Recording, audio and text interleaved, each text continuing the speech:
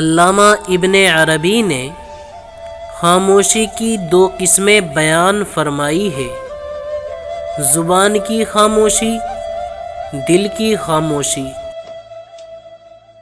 زبان کی خاموشی یہ ہے کہ زبان ان باتوں کو چھوڑ دے جن کا تعلق غیر اللہ کے ساتھ ہو۔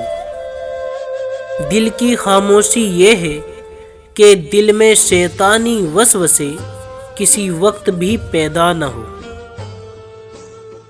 جس شخص کا دل خاموش ہو لیکن زبان خاموش نہ ہو، تب وہ جب بھی بولے گا حکمت و دانائی کی بات کرے گا۔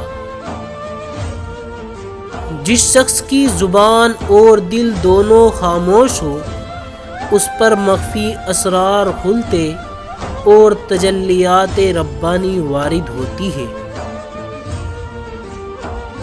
ایسا شخص جس کی نہ زبان خاموش رہے اور نہ دل، شیطان کا غلام اور تابع ہوتا ہے۔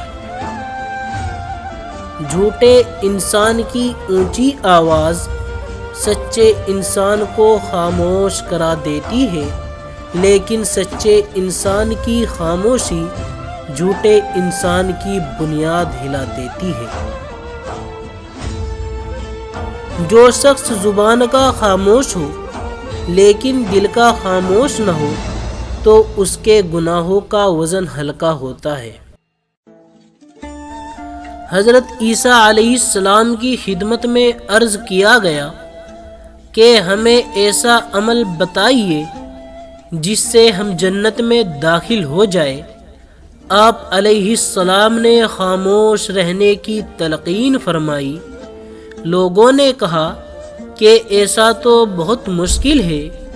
اس پر حضرت عیسیٰ علیہ السلام نے جواب دیا کہ صرف بھلائی کی بات کی جائے۔ کامیاب لوگ اپنے ہونٹوں پر دو چیزیں رکھتے ہیں: خاموشی اور مسکراہٹ۔ خاموشی مسائل سے دور رہنے کے لیے، مسکراہٹ مسائل کے حل کے لیے۔ غصے میں خاموشی کے چند لمحات پچھتاؤ کے 1000 لمحات سے بہتر ہے۔